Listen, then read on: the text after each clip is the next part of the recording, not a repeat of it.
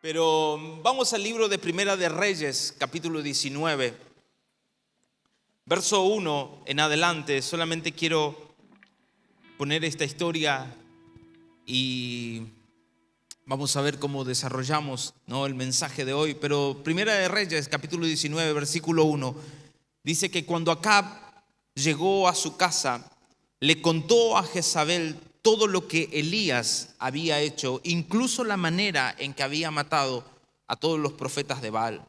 Entonces Jezabel le mandó este mensaje a Elías: que los dioses me hieran e incluso me maten, si mañana a esta hora yo no te he matado así como tú lo mataste a ellos. Vuelvo a repetir: que los dioses me hieran e incluso me maten, si mañana a esta hora yo no te he matado así como tú lo mataste a ellos. Elías tuvo miedo, dice el verso 3, y huyó para salvar su vida. Y se fue a Beersheba, una ciudad de Judá, y dejó allí a su sirviente. Y luego siguió solo todo el día hasta llegar al desierto. Se sentó bajo un solitario árbol de retama y pidió morirse. Basta ya, Señor, quítame la vida, porque yo no soy mejor que mis antepasados que ya murieron. Esta semana que pasó, estuve en una consejería, en una de las tantas que tuve la semana, y estaba hablando con esta persona, y esta persona vino porque obviamente quería consultarme algunas cosas, quería contarme cosas, digamos, de su vida. Y bueno, veníamos hablando y estábamos hablando muy bien, y cuando ya estaba como finalizando, digamos, el tiempo, digamos, de estar charlando, entonces esta persona me termina diciendo: pastor, yo le quiero hacer una consulta más, si se puede. Sí, obvio que se puede. Entonces me hace una consulta, pero más que consulta, en realidad él simplemente me expone un pensamiento que tiene él junto con su esposa. Y cuando él me expone ese pensamiento que tiene junto con su esposa y el parámetro o el criterio que ellos habían tomado, yo cuando lo veo a él, cuando lo estoy mirando, arriba de su cabeza me aparece un cartel, ¿sí?, que dice temor, ¿no? Arriba de su cabeza me aparece un cartel que dice temor. Entonces, cuando esta persona termina de contarme su situación o lo que ellos pensaban, ¿sí?, en el matrimonio, yo inicio la conversación y le digo: mira, ¿sabes qué? Creo que, o en realidad le digo esto, o sea, yo vi esto sobre tu vida, ¿no? O sea, cuando vos me estabas hablando de esto, vi que se me apareció la palabra temor. Y automáticamente cuando le dije la palabra temor, vi que en los ojos de esta persona se llenaron de lágrimas. Y obviamente que sabía muy bien que el pensamiento que ambos, ¿sí?, que este matrimonio tenía, no estaba basado en algo cauteloso, en algo previsor, sino que estaba basado lastimosamente en un miedo. Estaba basado en un temor. Entonces yo le digo a esta persona: mira, o sea, yo te voy a contestar tu pregunta, pero en realidad tu pregunta, o sea, tiene como raíz el temor, tiene como raíz el miedo. O sea, el hecho de que pienses de esta manera es porque hay temores, es porque hay inseguridades tanto en tu corazón como en el corazón de tu esposa, ¿no? Entonces, o sea, yo me puse a pensar, y esta situación a mí me llevó, digamos, a poder desarrollar, digamos, este mensaje que hoy quiero compartir con ustedes. Porque hoy quiero hablarles acerca del miedo. Hoy quiero hablarles acerca de los temores. Y no estoy hablando del temor a Jehová, no estoy hablando de ese temor reverente, sino que estoy hablando de ese miedo, de esos temores que frenan la vida del creyente. De esos temores, ¿sí?, que muchas veces se presentan, ¿sí?, y que van tomando forma y van tomando dimensión en nuestro ser interior. Dice la Biblia, Efesios capítulo 2, versículo 2, si pueden poner en pantalla, dice de que hay seres espirituales, hay demonios, ¿sí?, que gobiernan la forma de pensar de la gente. Dice de que estos seres espirituales no solamente influencian, sino que también animan a la persona para que sea desobediente a Dios. Dice: en los cuales andaba conforme a los poderes de este mundo, se conducen según el que gobierna las tinieblas, según el espíritu ¿sí?, que ahora ejerce su poder en los que viven en la desobediencia. En otras versiones dice que hay un espíritu en el aire, ¿sí?, que influencia y que anima a las personas a ser desobedientes a Dios. O sea, nosotros entendemos el mundo espiritual y sabemos que hay principados y sabemos que hay potestades que gobiernan la forma de pensar de la gente. No puede ser de que un grupo de personas piense de tal manera cuando en realidad, cuando nosotros vamos a la palabra de Dios, es un pensamiento totalmente equivocado. O sea, hay seres espirituales, hay demonios, iglesia, que influencian, que quieren influenciar en su vida espiritual para que usted lleve una vida desobediente a Dios. Pero me va a decir, pero pastor, no puede ser. No puede ser que haya influencia diabólica sobre mi vida. ¿Por qué? Porque yo me congrego. ¿Por qué? Porque yo oro. ¿Por qué? O sea, la influencia de Satanás sobre la vida del creyente es muy normal. Es muy normal. O sea, Jesús fue influenciado, en el buen sentido de la palabra. Jesús fue tentado por el diablo. Pero Jesús obviamente no cedió a la tentación. O sea, si Jesús sufrió tentación, ¿cuánto más nosotros nos vamos a ser animados por los poderes del infierno para ser desobediente a Dios? Porque nosotros hemos sido llamados a llevar y a cultivar una vida de obediencia absoluta al Padre, nada parcial, nada parcial. El Señor no le gusta las medias tintas, como se dice, no le gustan las medias verdades. ¿Era blanco o era negro? O sea, no hay un tono gris. El libro de Apocalipsis dice que por cuanto uno es tibio, te vomitaré de mi boca. O sea, para el Señor no hay haber un punto medio. O sea, la obediencia debe ser absoluta hacia nuestro Padre Celestial. Y este verso 2 del libro de Efesios dice de que hay un espíritu en el aire, de que hay influencias diabólicas que operan en la vida del creyente. Hoy día nosotros nos podemos encontrar con muchos casos de los famosos pensamientos intrusivos. No sé si alguna vez has escuchado de algún pensamiento intrusivo.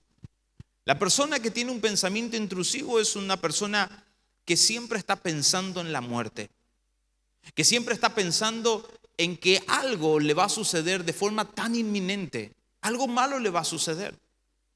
Esta persona con la cual yo hablaba y tenía una consejería, tenía este pensamiento, no de muerte, pero tenía un pensamiento de que si hacían lo que tenían que hacer, en algún momento les iba a fallar, en algún momento les iba a faltar. O sea, cuando el demonio influye en la mente del creyente, genera estos tipos de pensamientos. Y hoy día, estos pensamientos intrusivos, o este pensamiento de muerte, o este pensamiento inminente de que algo malo va a suceder, hoy día se lo conoce como el famoso ataque de pánico, como el famoso ataque de ansiedad, los ataques de ansiedad, de pánico. O sea, la persona piensa, ve, ¿sí?, y aún se comporta de una manera tan errática. La persona que padece de ataques de pánico es una persona que piensa y que maquina en la cabeza de que en minutos se muere, que en segundos se cae desplomado y muere. No sé si alguna vez has estado cerca de una persona que tiene ataques de ansiedad o ataques de pánico, o capaz vos mismo has padecido de esto o venís padeciendo de esta situación. Pero cuando estos ataques de pánico aparecen, parece como una ola de mar, ¿no? Es como que van aumento, van aumento, van aumento, van aumento. Y cuando llega ya a la cresta, vos decís, es un colapso, siento lo que capaz antes no sentía, siento palpitaciones en el corazón, dolores de cabeza, náuseas, me transpiran las manos, me transpira el cuerpo. Es muy común que estos famosos ataques de pánico, de ansiedad, ocurran por la noche. Es muy común.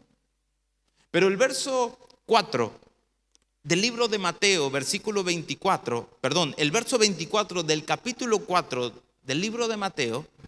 Me encanta este pasaje porque dice que Jesús sanaba a todas las personas. Todos los que se acercaban a Jesús eran totalmente sanados. Y dice que eran sanados los epilépticos, dicen que eran sanados los paralíticos, dicen que eran sanados los que tenían diversas enfermedades. Pero en la versión de la Reina Valera 1960 me encanta porque dice que Jesús aún sanaba a los lunáticos. A los lunáticos. Y el lunático, si nosotros lo googleamos y lo buscamos, es la persona que tiene un comportamiento totalmente errático. Para nosotros el lunático obviamente que es el loco, que es aquel que no tiene los patitos en fila, ¿sí? Que es aquella persona que obviamente no está dentro de sus cabales. Y dice este verso que Jesús sanaba a los lunáticos.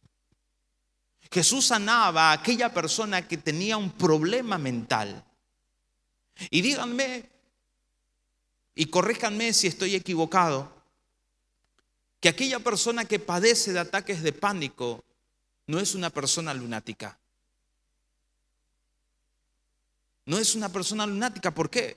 Porque cree, porque ve cosas. He hablado con personas que tienen ataques de pánico y que ven cosas. Ven sombras que se le aparecen. Hay muchas veces que el que padece de ataques de pánico, de ansiedad, aún por las noches, siente de que alguien le oprime su pecho, que tiene una aflicción, que no puede respirar. Hay muchas personas que sienten como si fuera que alguien lo está ahorcando. Y obviamente que cuando nosotros esto lo trasladamos a la ciencia te da miles de opciones para poder controlar, porque esa es la realidad. La ciencia simplemente te dice que podés controlar, no que podés ser libre. Entonces te da algunos psicofármacos, te da algunos ansiolíticos, y ni hablemos si empezás a escuchar voces, te diagnostican como un estado psiquiátrico. Pero cuando nosotros nos ponemos a pensar, dice que Jesús sanaba a este tipo de personas. Jesús sanaba a aquella persona, ¿sí?, que creía, que veía y que aún se comportaba de manera errática. El que tiene ataques de ansiedad, de pánico, le agarra tal desesperación que no sabe para dónde correr, que no sabe qué hacer. Y el miedo te quiere depositar en ese lugar. Capaz muchos de los que están en este lugar me van a decir, no, pero yo no tengo ningún ataque de ansiedad, de pánico, pero sí tengo miedo a tales cosas. Tengo miedo a un diagnóstico médico. Tengo miedo a que avance en edad y que mucho más adelante me diagnostiquen algún tipo de enfermedad. ¿Por qué? Porque así fue capaz con la vida de mis padres, con la vida de mis abuelos.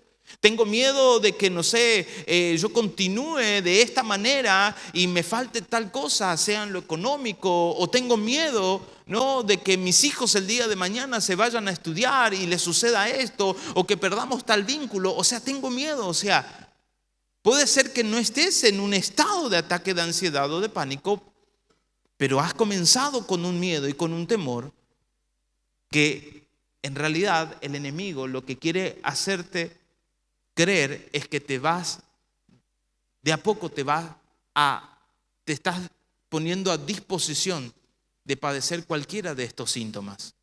Es más, yo he leído que muchas personas que tienen ataques de pánico, algunos tienen todos los síntomas y otros no tienen ningún tipo de síntomas, simplemente tienen una leve transpiración, o sea, sudan de una manera leve, pero tienen un pensamiento de que algo malo les va a suceder.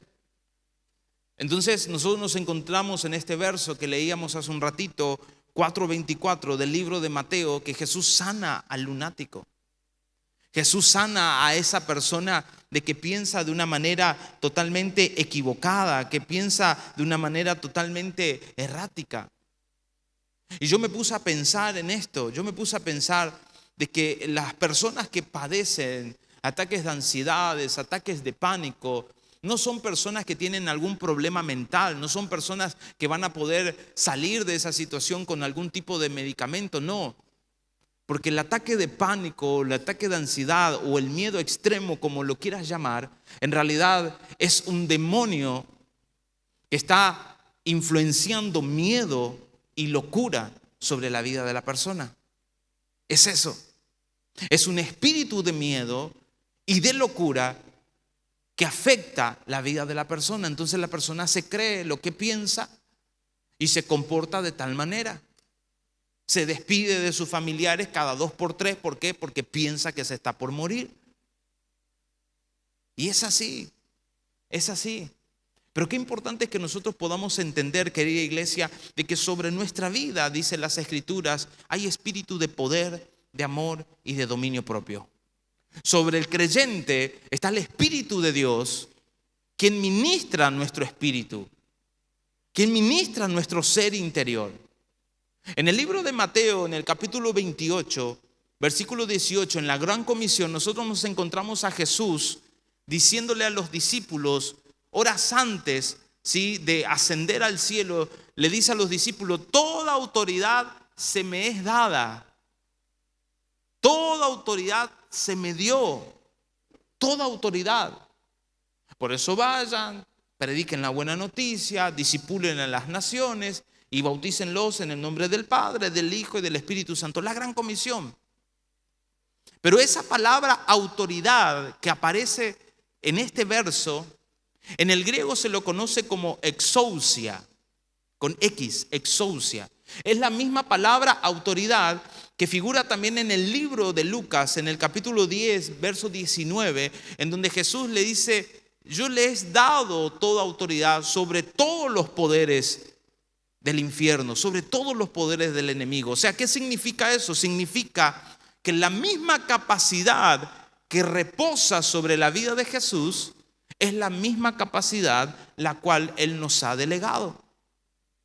Y en esa autoridad que está sobre la vida de Jesús, es sobre esa autoridad que se sujetan todas las cosas, dice el libro de Efesios. Poderes, reinos, dominios, principados. O sea, todo se sujeta a la autoridad de Jesús. Y es la misma autoridad que reposa sobre su vida, que reposa sobre la mía. Pero también en el libro de Hechos, en el capítulo 1, nosotros nos encontramos con Jesús diciéndole a los discípulos, no se vayan de Jerusalén hasta que venga el Espíritu de Dios y los revista de poder. Y esa palabra poder que figura en este pasaje es la famosa palabra griega que también se conoce como dunamis. No sé si alguna vez han escuchado, dunamis, ¿sí? Que es la palabra que aún de la cual se deriva la palabra dinamita, poder. Y ese poder, ¿sí?, es la cual nos da el Espíritu Santo para que las cosas sobrenaturales ocurran, para que los milagros sucedan. Ese poder que viene del Espíritu Santo es para romper las obras de Satanás, es para ser libre del engaño del maligno. Entonces, ¿qué te quiero decir con esto? Te quiero decir de que sobre su vida, querida iglesia, hay exousia y hay dunamis. Hay autoridad y hay poder. Pero estas cuestiones de autoridad y de poder, lastimosamente muchas veces cae en manos del enemigo, porque el creyente mismo termina delegando o lo termina dando al diablo tanto autoridad y poder sobre su vida. ¿Y cómo lo termina haciendo? Y lo termina haciendo, como hoy decía el verso 2 del libro de Efesios que leíamos, que dice de que hay espíritus que influencian y que animan a la gente a ser desobedientes a Dios. Yo delego mi autoridad y mi poder a las obras del infierno cuando lastimosamente me dejo embargar por un temor, cuando me dejo embargar por un miedo. Cuando la persona tiene miedo en su interior, todos los días de su vida va a correr con un regulador de velocidad. No se va a involucrar tanto, ¿por qué? Porque tiene miedo a algo. No me voy a arriesgar a emprender tal cosa, ¿por qué? Porque tengo miedo a algo. No. O sea, no voy a hacer tal cosa, ¿por qué? Porque tengo miedo a algo. Conozco a personas que no se quieren involucrar tanto en la obra de Dios. ¿Por qué? Porque tienen miedo de perder una conexión con su familia, con sus hijos, porque dicen, no, si yo estoy 24/7 para la obra de Dios, entonces yo no voy a tener tiempo, y tienen miedo. Pero aún ese miedo no lo lleva a la persona a comprometerse con el Señor, pero tampoco tiene un compromiso real con su casa, con su familia, en su hogar. Y el miedo lastimosamente paraliza la vida de las personas. Cuando nosotros leemos la historia de Job, nosotros nos encontramos en que Job era un hombre recto, justo delante de Dios. Pero Job dice que todos los días se levantaba y ofrecía sacrificios por sus hijos. Por si sus hijos en alguna de las fiestas o en algún momento de su vida pecaban y eran desobedientes a Dios. Y después, cuando viene la calamidad sobre la vida de Job, tenemos ese verso famoso en el cual Job termina diciendo: lo que temí me aconteció. O sea, cuando nosotros dejamos embargarnos de miedo, de temores, lo que nosotros estamos haciendo prácticamente es simplemente llamar las obras del infierno sobre nuestra vida. Es llamar las obras del infierno sobre nuestra vida. Querida iglesia, solamente quiero decirte de que en el mundo espiritual todo se trata de fe. Todo se trata de fe. Y cuando hablamos del miedo, estamos diciendo de que el miedo es la fe que opera en el reino de las tinieblas. ¿Entienden? O sea, el miedo es la manifestación. Cuando un creyente tiene miedo, es la manifestación de que está creyendo en un reino equivocado.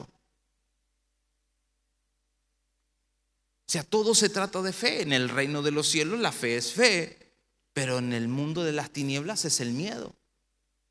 Entonces yo tengo miedo y por ende lastimosamente estoy bajo opresión. Quiero que se fijen Isaías 54, verso 14, si lo pueden poner en pantalla unos segunditos. Y dice así, dice: serás bendecido en justicia, lejos de ti estará la opresión y nada tendrás que temer. El terror se apartará de ti y no se acercará. O sea, lejos de ti estará la opresión. O sea, nada tendrás que temer y el terror se apartará de ti. O sea, nosotros nos ponemos a pensar en este verso y la persona que sufre de temor, la persona que tiene miedo, en algún momento va a ser una persona que esté opresiva. Va a ser una persona que esté en opresiones, porque eso es lo que causa la opresión. Eso es lo que causa, el miedo, el temor, causa opresión. Entonces, este verso me gusta porque dice: lejos de ti estará la opresión. ¿Pero por qué estará lejos de ti? Porque no tendrás temor. Porque no tendrás a qué temer. Querida iglesia, si nosotros no somos libres del miedo, si nosotros no somos libres del temor, vamos a vivir toda nuestra vida en cautiverio. Vamos a estar cautivos. O sea, el temor cautiva a las personas. El libro de Lucas, en el capítulo 4, en el verso 18, nosotros nos encontramos con Jesús leyendo el rollo de Isaías. Y dice esto, dice que el Espíritu del Señor está sobre mí por cuanto me ha ungido para llevar la buena noticia a los pobres. Me ha enviado a proclamar que los cautivos serán liberados, que los ciegos verán y que los oprimidos serán puestos en libertad. Cuando yo leía este pasaje, me puse a pensar de que hay una gran diferencia entre un prisionero y una persona que está cautiva.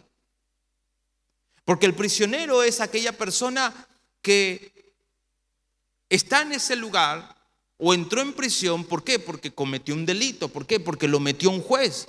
porque hubo una sentencia, se dictaminó algo y la persona entra en prisión. Pero la persona que está cautiva es porque fue una persona que fue capturado por algo. Eso es lo que hace el miedo, eso es lo que hace el temor. Captura áreas de tu vida. Captura áreas de tu vida. Cuando nosotros estudiamos a Israel, el pueblo de Israel, en la cautividad de Babilonia, Israel era un pueblo, podríamos decir, dentro de Babilonia, libre. O sea, no estaban tan oprimidos, si ponemos en comparación esa cautividad cuando estaban como prisioneros en Egipto. O sea, no estaban, parece, tan oprimidos, no ligaban azotes todos los días. Pero dice la Biblia que ellos estaban cautivos en Babilonia. Y cuando nosotros estudiamos al pueblo de Israel en Babilonia, nosotros nos encontramos que muchos de ellos formaban su familia, muchos de ellos se quedaron allí, muchos de ellos criaron a sus hijos allí. O sea, tenían cierto grado, por así decirlo, de libertad, pero de Babilonia ellos no podían salir. Cuando uno está cautivo por el temor, por el miedo, es el mismo comportamiento.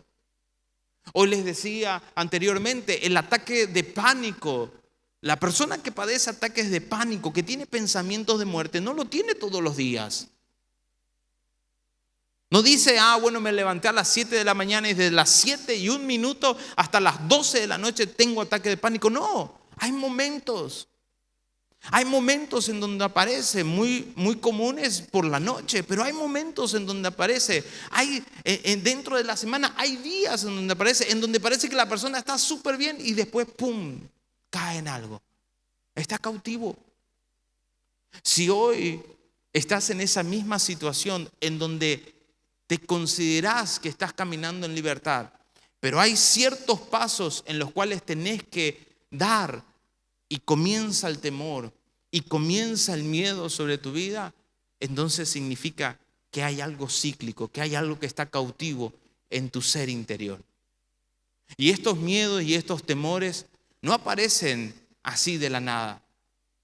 Estos miedos, estos temores muchas veces son originados allá en las primeras horas de la infancia, por sucesos, por traumas, por palabras, porque el niño ha presenciado a veces cosas que no tenía que haber presenciado. O sea, ¿por qué? Porque ha pasado un shock muy grande y eso dejó una marca en el corazón de ese niño, de esa niña. Entonces el día de mañana, cuando va creciendo, el diablo tiene una puerta por la cual puede transgredir esa vida. Puede influenciar, puede animar a que la persona tenga miedo, a que la persona tenga temores. Comenzaba este mensaje leyendo la historia de Elías. Elías era el gran profeta de Dios. Capítulo 18 de Primera de Reyes cuenta la victoria que Elías tiene sobre 450 profetas de Baales. Ninguno de ellos pudo hacer descender fuego del cielo. Su dios pagano nunca respondió a la ofrenda que esos 450 hombres habían ofrecido. Entonces dice que cuando Dios responde a la oración y al sacrificio del profeta Elías, dice que después de eso Elías toma a los 450 profetas y los degolla, los mata a los 450. Imagínate, 450. No sé, no me imagino, no sé cómo estaban, no sé si las personas se entregaban por sí solos o Elías andaba detrás de cada uno con una espada matándole, no me imagino. Pero me imagino al sirviente contándole, ¿por cuánto vamos? 390, falta todavía. 391, o sea, todo un día matando a profetas, a falsos profetas en realidad. Pero el capítulo 19 tenemos esta historia en la cual dice de que Acab, este rey perverso que estaba casado con Jezabel, va y cuenta a Jezabel y le dice, mira, sucedió esto. Elías mató a los 450 profetas de tu Dios pagano. Entonces dice que esta mujer, sí, dice un par de palabras o le hace llegar un par de palabras a Elías y le dice que los dioses me maten a mí, pero para mañana estarás muerto de la misma manera que los profetas murieron. Y dice de que Elías huye con miedo. O sea, el miedo aparece, fíjense, el miedo aparece en la vida del profeta Elías porque Elías se creyó una mentira. El miedo ha aparecido en tu vida porque te has creído una mentira. Porque el suceso y lo que viviste en tu infancia, en tu familia, fue una mentira. Fue una mentira. Si te pones a pensar, te vas a dar cuenta que fue una mentira. Tengo miedo de ser papá, tengo miedo de ser mamá. ¿Por qué?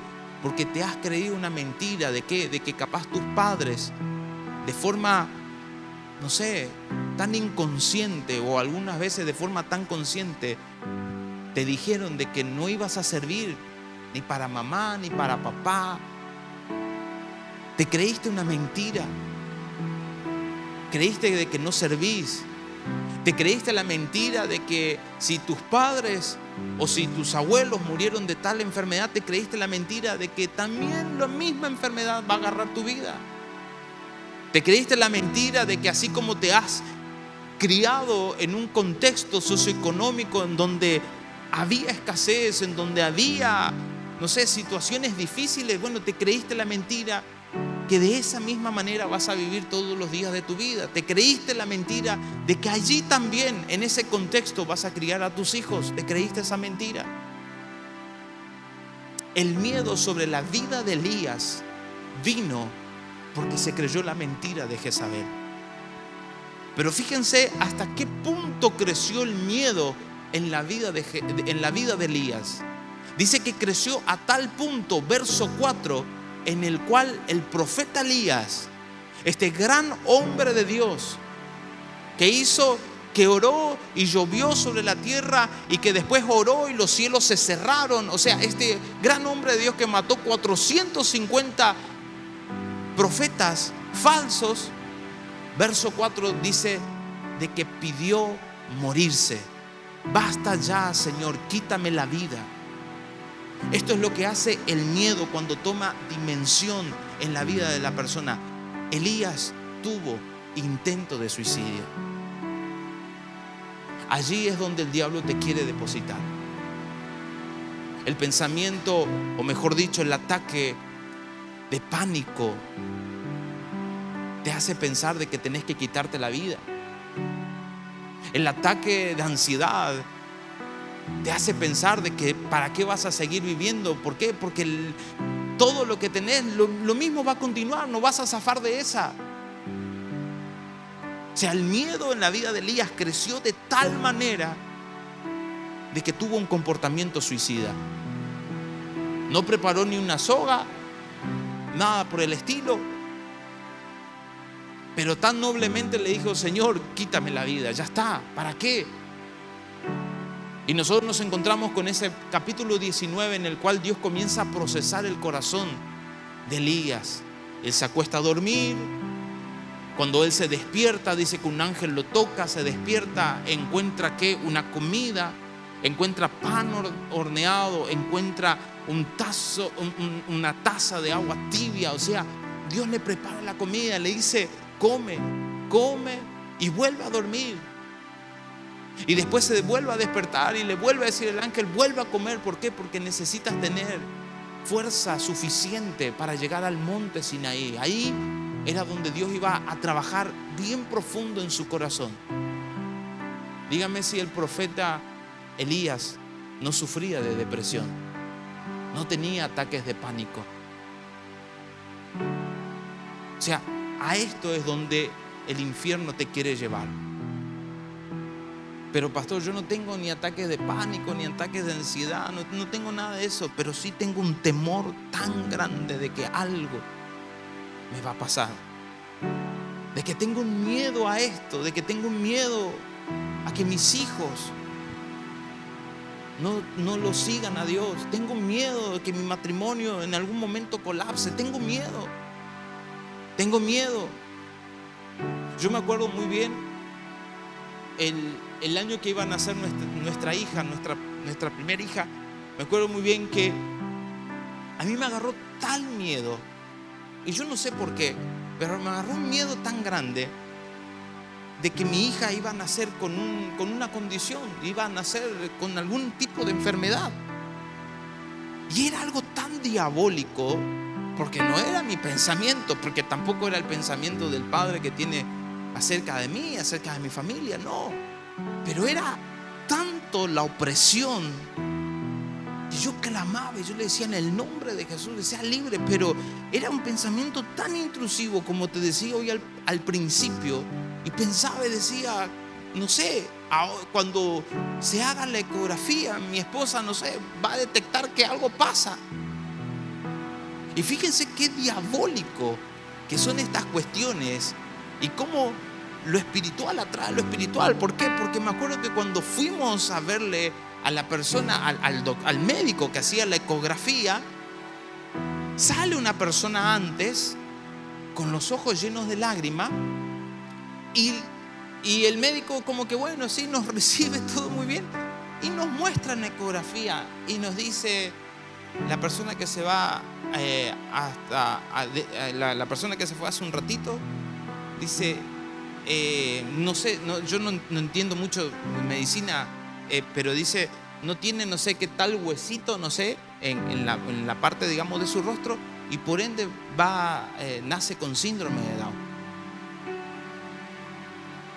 Entonces imagínense, yo venía batallando, y eso, según este médico, se detecta no sé a los cuántos meses de embarazo, ¿no? Y nosotros estábamos justamente para esa revisión.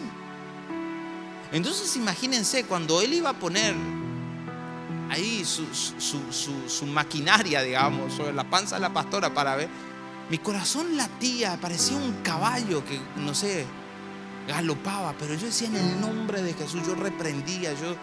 Me acuerdo que en ese momento yo ni miré la pantalla, no sabía si era ecografía 3D, 2D, 1D, 4D, pero había una batalla mental, pero era algo tan diabólico.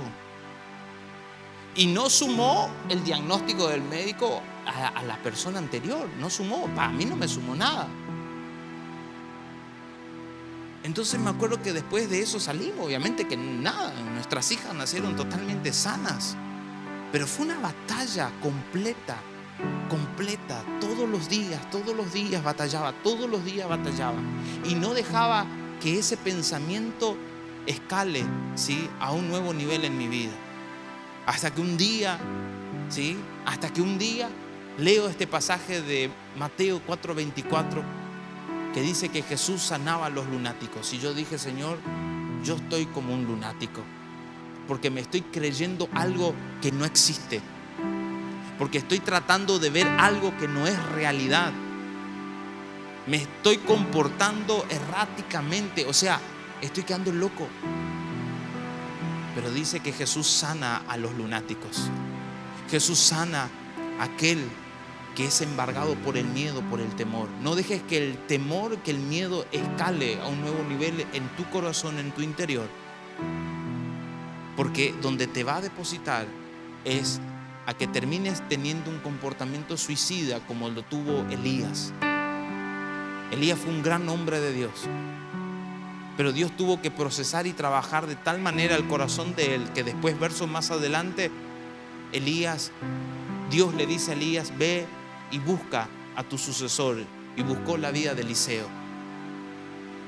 O sea, qué importante es que nosotros podamos entender esto. Si nosotros simplemente minimizamos esto y no trabajamos en que hay áreas de nuestra vida que están cautivas, nosotros siempre vamos a creer, ¿sí?, en un reino equivocado. Recuerden esto, el miedo es la manifestación de que estamos creyendo en un reino equivocado.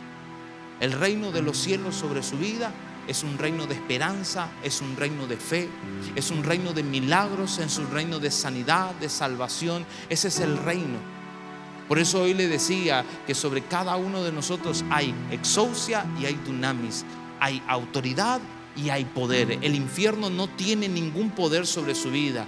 La exousia, la autoridad que está sobre la vida de Jesús, no lo tiene el infierno, lo tiene el Señor Jesucristo. Y si usted está con Él, sobre usted porta autoridad y porta poder.